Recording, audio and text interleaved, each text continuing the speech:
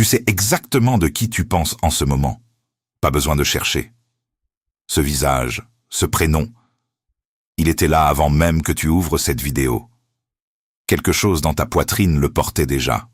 Une présence que tu n'arrives pas à expliquer. Une pensée qui revient, encore et encore, comme une marée que tu ne contrôles pas. Peut-être que cette personne est partie depuis un moment. Peut-être qu'elle est encore là, quelque part dans ta vie, mais quelque chose entre vous s'est cassé, et tu ne sais plus comment le réparer. Peut-être que vous ne vous êtes pas parlé depuis des semaines, ou depuis des mois, et pourtant, tu penses à elle ce soir.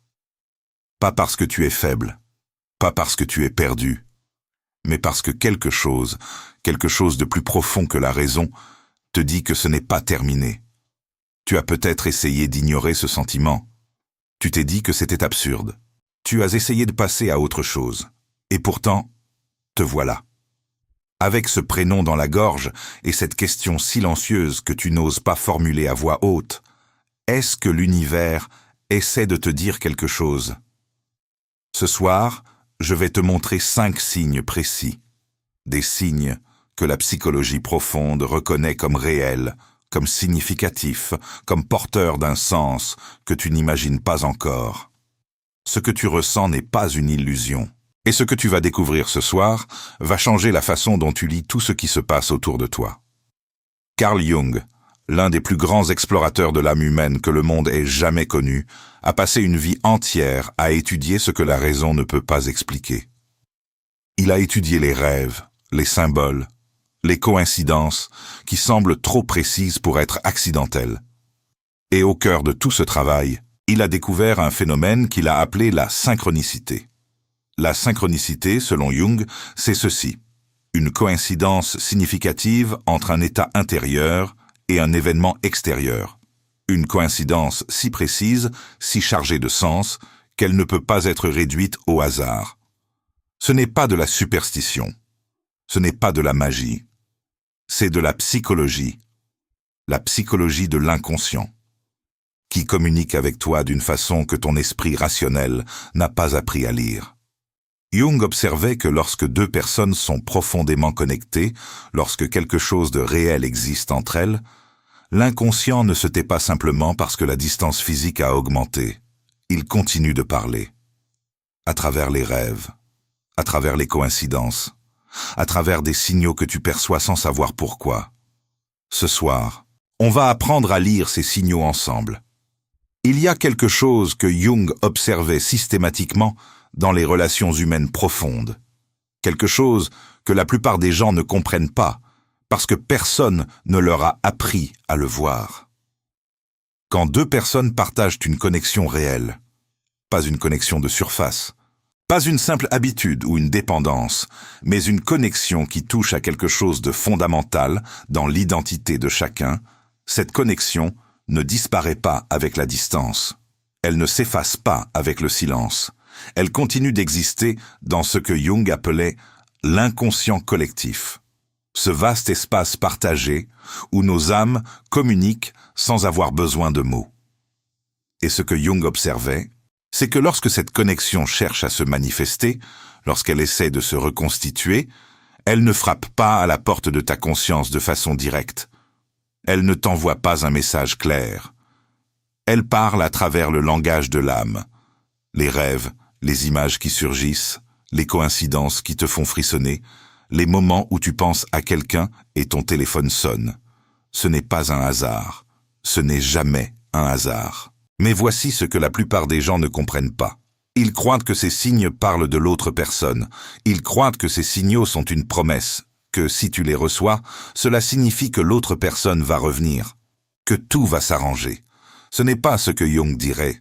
Jung dirait que ces signes parlent d'abord de toi, de ce que tu es en train de traverser, de ce que ton âme cherche à intégrer. L'autre personne est l'occasion, elle n'est pas la cause.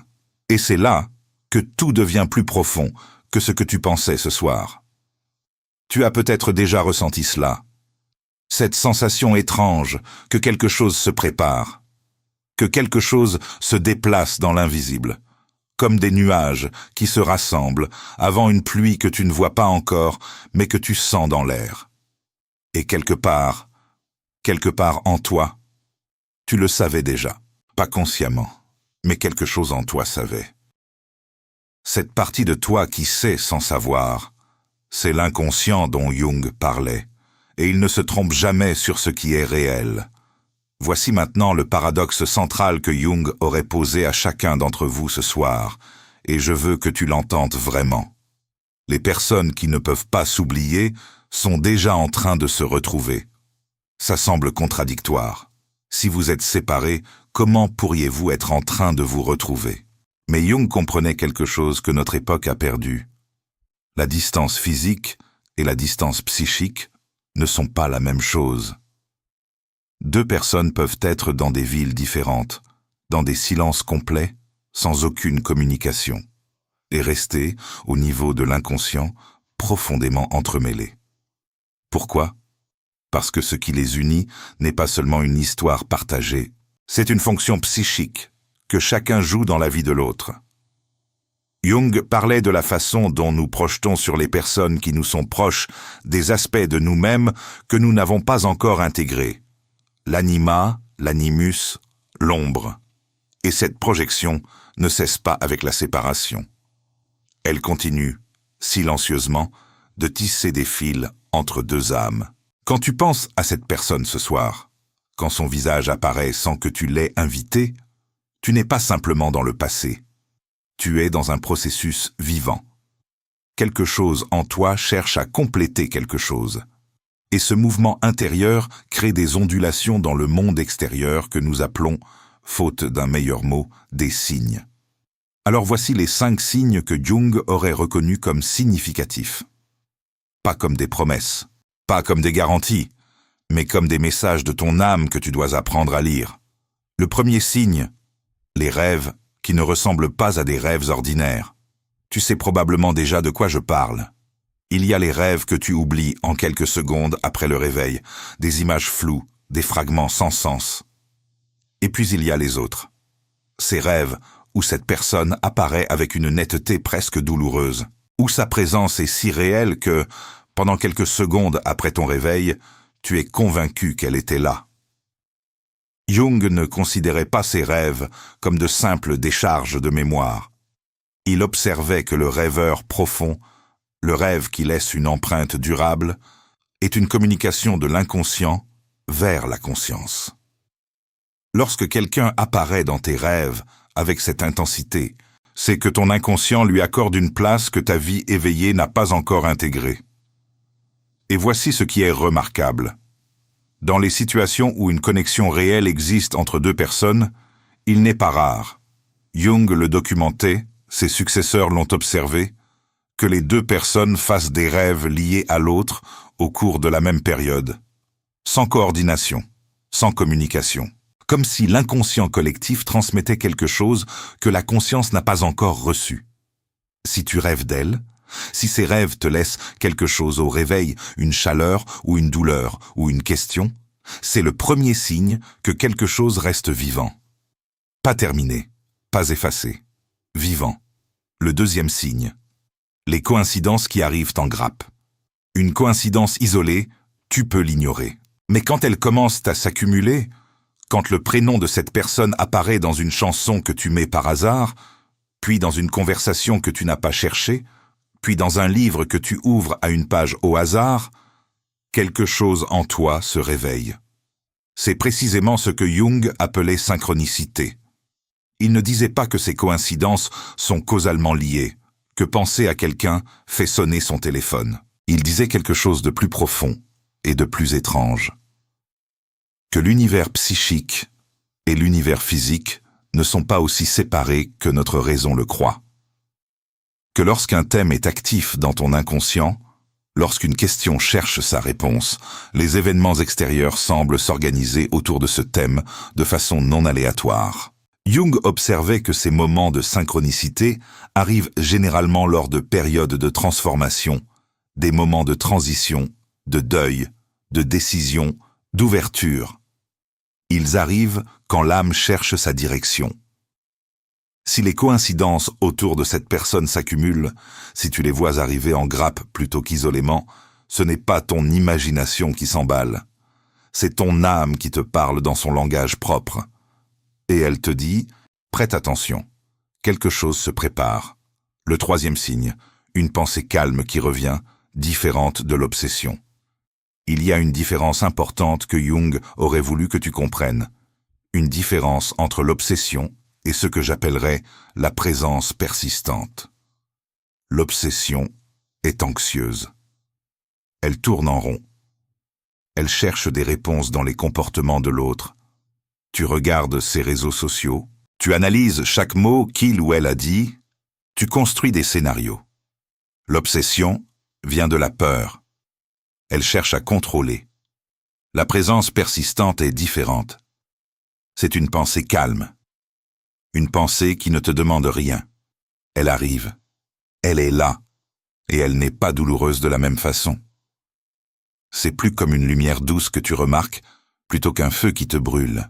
Tu penses à cette personne non pas parce que tu souffres de son absence, mais parce que quelque chose en toi la porte avec une certitude tranquille. Jung aurait fait cette distinction avec soin. L'obsession est un mécanisme de défense de l'ego. La présence persistante, cette pensée calme qui revient sans agitation, c'est souvent l'inconscient qui marque quelque chose comme non résolu, non intégré, non terminé. Si tu penses à cette personne de cette façon, avec cette qualité particulière de calme au milieu de tout le reste, c'est le troisième signe. Pas une illusion, pas une faiblesse, une information. Le quatrième signe, une intuition physique que quelque chose se déplace. Tu as peut-être ressenti ceci. Une sensation dans le corps, pas dans la tête. Une légèreté soudaine. Un sentiment inexplicable que quelque chose vient de changer, même si tu ne sais pas quoi. Comme si l'atmosphère autour de cette relation venait de se modifier d'une façon que tu ne peux pas nommer, mais que tu ressens clairement. Jung accordait une immense importance au corps dans sa psychologie. Il comprenait que l'inconscient ne parle pas seulement à travers les images et les rêves, il parle à travers les sensations physiques, à travers ce que les thérapeutes jungiens appellent parfois la connaissance somatique. Le corps sait des choses que l'esprit rationnel n'a pas encore formulées. Cette intuition physique, cette sensation que quelque chose bouge, n'est pas wishful thinking. C'est ton système nerveux qui perçoit des subtilités que ta conscience n'a pas encore encodées. Des changements dans l'énergie de la relation, des mouvements dans l'inconscient de l'autre personne que tu n'as aucun moyen de connaître rationnellement, mais que quelque chose en toi enregistre. Tu sais ce sentiment. Tu l'as peut-être ignoré parce que tu ne savais pas quoi en faire. Ce soir, je te dis, ne l'ignore pas. Il appartient aux signes les plus fiables que l'âme puisse envoyer. Le cinquième signe. Tu changes, et tu ne sais pas exactement pourquoi. C'est le signe le plus subtil, et c'est peut-être le plus important. Depuis que cette relation s'est compliquée, depuis que cette distance s'est installée, tu as changé. Pas de façon dramatique peut-être, mais quelque chose en toi est différent. Tu poses des questions que tu ne te posais pas avant. Tu regardes ta propre vie avec des yeux légèrement différents. Tu tolères moins certaines choses. Tu cherches quelque chose que tu ne sauras pas nommer exactement. Jung observait que les relations profondes, celles qui nous touchent vraiment, fonctionnent comme des catalyseurs d'individuation. L'individuation, c'est le processus par lequel tu deviens plus pleinement toi-même. Et ce processus ne se déclenche pas dans le confort. Il se déclenche dans la friction, dans la perte, dans l'absence de quelqu'un qui tenait dans ta vie une place que tu commences seulement à comprendre. Si tu changes, si tu remarques en toi un mouvement vers quelque chose de plus vrai, de plus profond, de plus authentiquement toi, c'est que la relation a déjà fait son travail de catalyseur. Et Jung aurait dit ceci avec douceur, mais avec précision. Lorsque deux personnes sont toutes les deux en train de grandir dans la direction de qui elles sont vraiment, la possibilité qu'elles se retrouvent augmente. Pas parce que l'univers récompense les bons élèves, mais parce que deux personnes qui deviennent plus elles-mêmes sont souvent capables, pour la première fois, de se voir vraiment. Mais voici ce que Jung ajouterait, et c'est la partie que la plupart des gens évitent, la partie que la plupart des vidéos sur ce sujet ne disent jamais. Ces 5 signes ne sont pas des preuves que cette personne va revenir, ils ne sont pas des garanties. Ils ne sont pas un code que l'univers utilise pour te promettre un dénouement heureux. Ces 5 signes sont des invitations. Des invitations que ton propre inconscient te lance. Et la question que Jung poserait ce soir, avec toute la douceur et toute la rigueur qui était la sienne, n'est pas « Est-ce que cette personne va revenir ?» La question est « Qui es-tu en train de devenir pendant cette attente ?» Parce que c'est là que tout se passe. Pas dans les actions de l'autre personne, dans les tiennes, dans ce que tu fais avec ce que tu ressens, dans ce que tu intègres plutôt que de fuir. L'ombre, ce concept jungien qui désigne tout ce que nous n'avons pas encore accepté en nous-mêmes, se révèle particulièrement dans les relations profondes. Cette personne, sans le savoir, a peut-être mis en lumière des parties de toi que tu n'avais pas vues, des besoins que tu avais eus, des peurs que tu portais en silence, des désirs que tu n'avais jamais autorisés, et le travail que Jung appellerait de toi en ce moment, le vrai travail, celui qui compte, ce n'est pas d'analyser l'autre, c'est de regarder ce que cette relation a révélé de toi, ce qu'elle a mis à nu, ce qu'elle a réveillé que tu ne peux plus rendormir. Parce que si cette personne revient un jour dans ta vie, et peut-être qu'elle reviendra, tu veux qu'elle retrouve quelqu'un qui s'est rencontré lui-même pendant cette période. Quelqu'un qui a utilisé l'absence non pas pour stagner dans la douleur, mais pour descendre plus profond dans sa propre vérité. Et si elle ne revient pas, si le destin prend une autre direction, tu veux pouvoir te dire que cette relation t'a quand même conduit quelque part de réel, quelque part de toi. C'est ce que Jung appellerait une relation qui a accompli sa vraie fonction. Non pas de te rendre heureux, non pas de durer, mais de t'amener plus près de qui tu es vraiment. Alors ce soir, je veux que tu restes avec ceci. Tu n'es pas fou de ressentir ce que tu ressens. Tu n'es pas faible de penser encore à cette personne. Et ces signes que tu perçois, ces rêves, ces coïncidences, cette pensée calme qui revient, cette intuition physique, ce changement en toi, ils ne sont pas des illusions que ton cœur blessé fabrique pour se consoler.